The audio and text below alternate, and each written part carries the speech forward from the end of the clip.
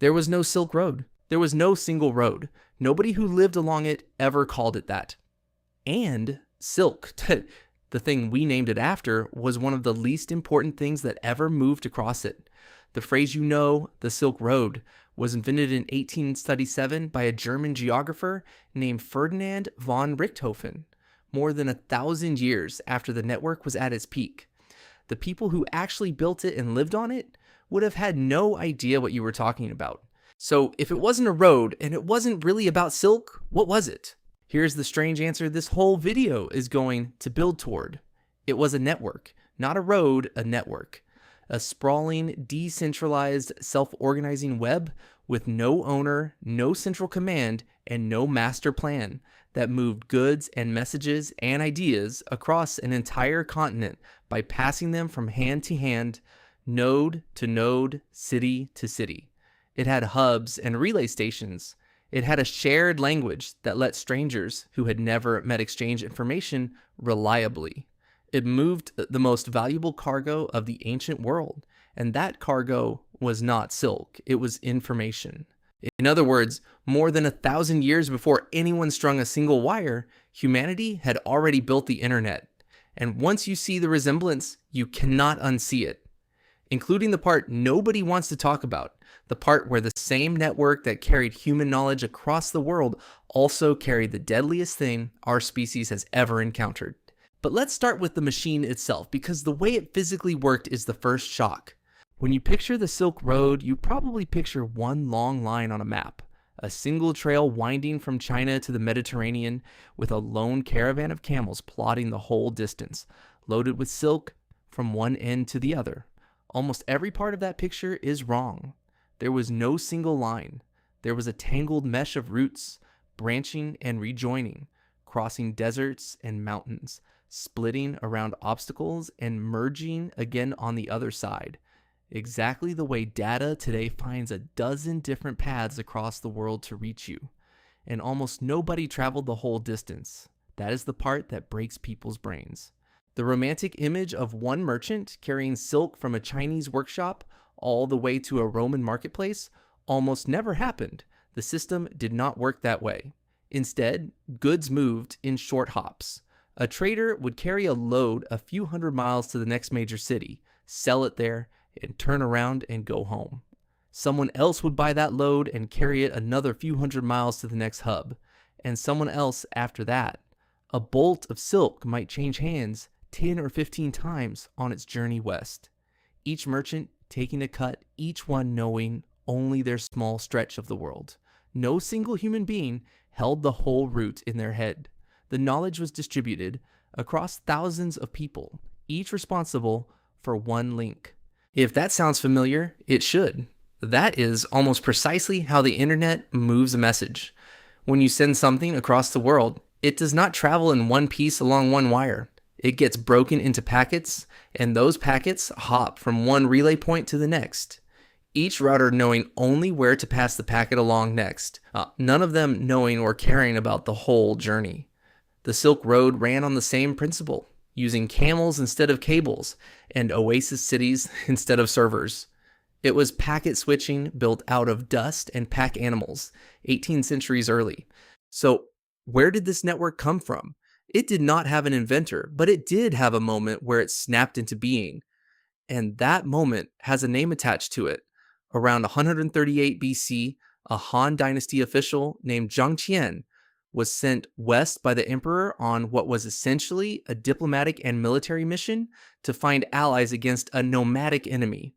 He was captured, held prisoner for years, escaped, kept going anyway, and eventually came back after more than a decade with something far more valuable than the alliance he had been sent to find. He came back with information. He came back with knowledge of the cities and kingdoms and markets that lay to the west, places the Chinese court had never known existed. He had, in effect, discovered that there were other nodes out there, waiting to be connected. And once the Chinese court realized what was on the other side of the desert, the connections began to form. The cities that became the hubs of this network were mostly oasis towns, and their importance is pure network logic. In a desert, You cannot travel in a straight line toward your destination. You have to travel from water source to water source, from oasis to oasis, which means whoever controlled an oasis controlled a node that every packet in that region had to pass through. Cities like Samarkand, Kashgar, Dunhuang, Merv. These were not just towns, they were routers. They were the points where the traffic of a continent was forced to converge, and the people who lived there grew fabulously rich simply by sitting on top of a connection. And then there were the people who actually ran the traffic. Because a network needs operators, and the great operators of this system were not the Chinese and not the Romans. They were a people you have probably never heard of, called the Sogdians. The Sogdians were a merchant people based around Samarkand in what is now Uzbekistan, and for centuries they were the internet service providers of the ancient world. They set up trading colonies all along the routes, they moved the goods, they lent the money, and most importantly, they provided something every network needs to function: a common protocol. Their language, Sogdian, became the shared trade language of the whole eastern half of the network, the tongue that a merchant from one culture and a merchant from a completely different culture could both use to do business. It was the ancient equivalent of a shared standard, the thing that lets two machines built by strangers talk to each other. Without a common protocol, a network is just noise. The Sogdians provided the protocol. And we know the Sogdians were moving messages, not just merchandise, because some of those messages survive. In a ruined watchtower near the desert hub of Dunhuang, an explorer recovered a small bundle of letters written in Sogdian that had been abandoned around 1700 years ago and never delivered. They are ordinary mail, a merchant reporting on business, a woman stranded far from home, writing bitterly to her mother about being left behind. Ancient email, in effect, dropped somewhere between two relay points and never picked up, sitting undelivered in the sand for more than 1,000 years. Those letters are the smoking gun. This was not just the supply chain for luxury goods. It was the system people used to send the information to each other across the distances they could barely comprehend. And sometimes, like any network, it dropped the packet. To feel how this actually worked, forget the map and stand for a moment inside one link of the chain. Picture a Sogdian trader, 1700 years ago, leading a string of two-humped Bactrian camels out of a walled oasis city at dawn. He is not going to China. He is never going to see China. His entire world is the stretch of route between this city and the next major hub. A journey of a few weeks that he has made so many times he knows every well. Every bandit-prone valley, every place the wind buries the trail. The camels are loaded, but not mostly with silk. There is some silk, yes, but there is also glassware from the west, and spices and bales of paper, and small, heavy sacks of coins, and folded letters he has been paid to carry to contacts down the line. He is a courier as much as a merchant. The days are brutal and monotonous. Blazing heat, freezing nights, the endless creak of the loads, the smell of the animals. At intervals along the route stand the caravanserais, the relay stations of this network. A caravanserai is a fortified roadside inn, a big square courtyard behind thick walls, with room for the animals below and travelers above. And these buildings are the beating heart of the whole system because they are where the packets meet. Inside one courtyard, on any given night, you might find our Sogdian and a Buddhist monk heading east, and a horse trader from the steppe, and a man carrying a religious text in a language nobody else present can read. They water their animals, they share a fire, they trade news, prices, rumors, warnings about the road ahead. Information flows between total strangers who will never meet again, and some of that information is worth more than everything in the saddlebags. At the next great city, our trader does what he always does. He sells his entire load. He buys a new one, made of whatever has flowed in from the routes beyond, routes he himself will never travel. He turns his camels around, and the goods he sold, the silk and the glass and the folded letters, they continue east without him, picked up by the next operator, carried one more link along a chain whose full length no single person alive has ever seen. he goes home richer, having moved a fortune across the world while personally traveling only a tiny fraction of his journey. Multiply that man by 100,000 across 1,000 years, and you have the machine. But the caravans and the camels and the silk are the part everyone remembers. They are also the least interesting thing that ever moved on this network, because the most valuable cargo was invisible, and it is where the real story begins.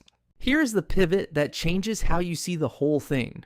A network that can move a bolt of silk can move anything that fits in a saddlebag or a human head. And what fit in human heads turned out to matter far more than anything in the packs, because along with the goods, this network carried ideas. And ideas, unlike silk, do not get used up when you share them. You can hand your religion to a stranger and still keep it. You can teach someone your technology and lose nothing. Information is the one cargo that multiplies every time it changes hands, and the Silk Road was, above everything else, an information network. That is the thing von Richthofen's pretty name completely hides from you. Consider what actually traveled. Buddhism was born in India, but it became a religion of hundreds of millions across East Asia because it rode this network east, carried by monks moving hub to hub, translated and copied and recopied at oasis cities along the way.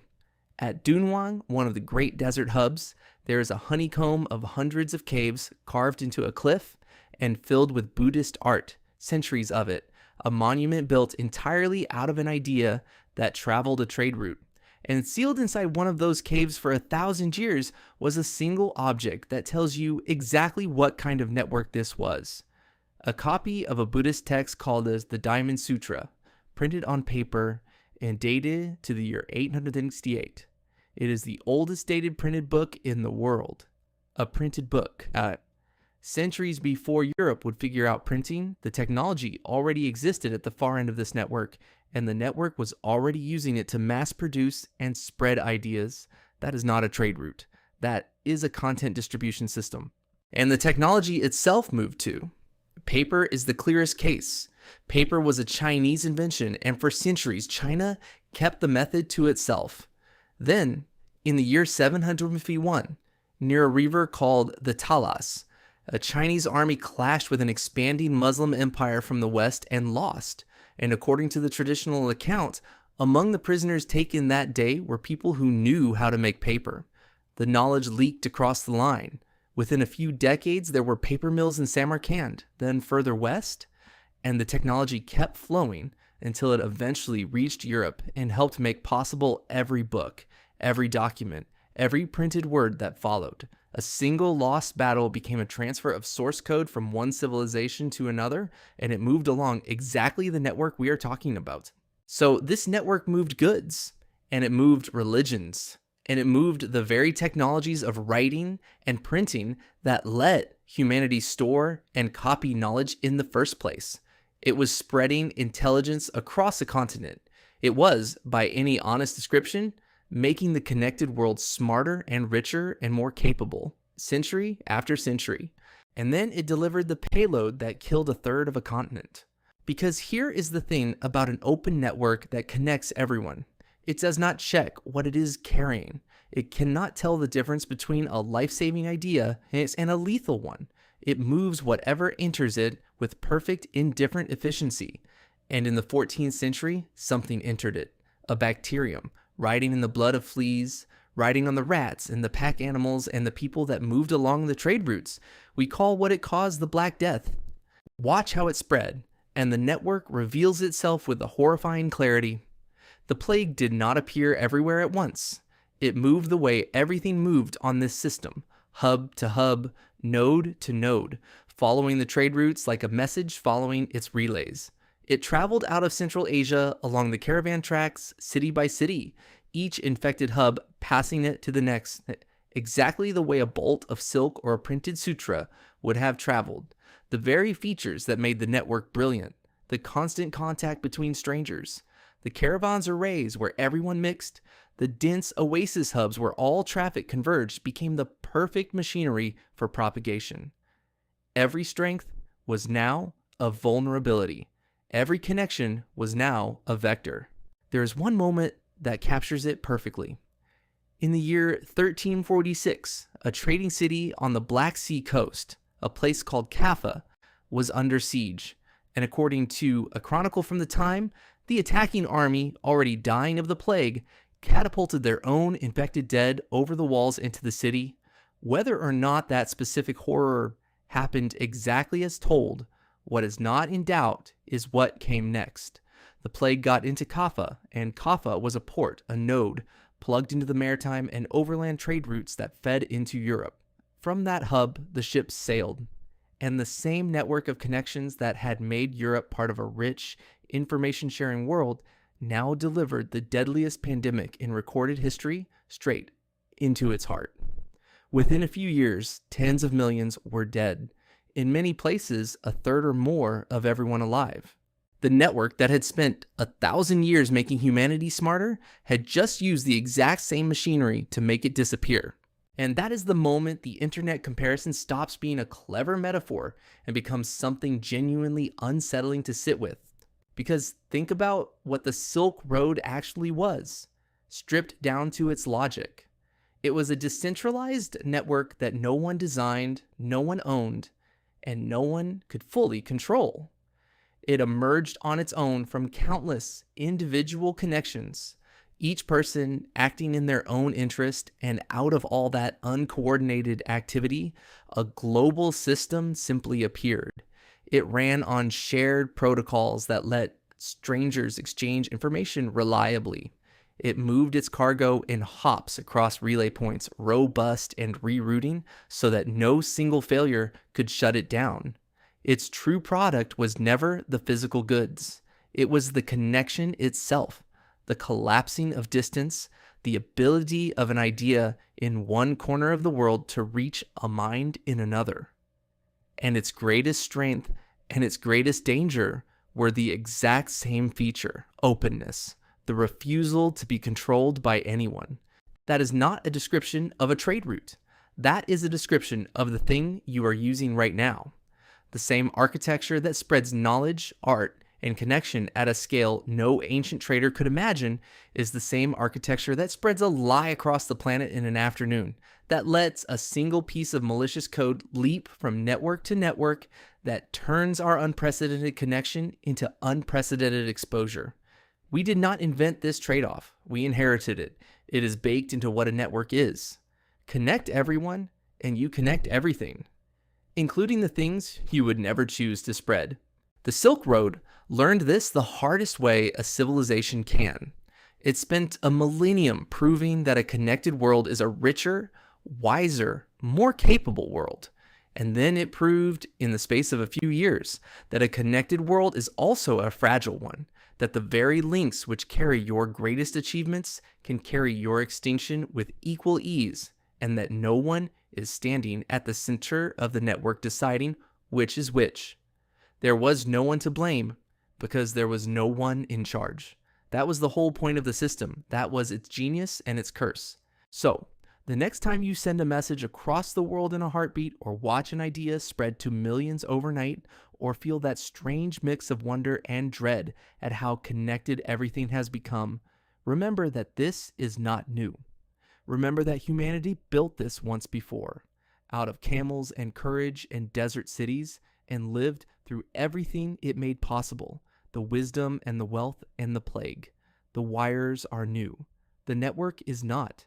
We have been here before. There never was a Silk Road. There was something far stranger and far more familiar. There was the first internet, and we are still living inside the same machine.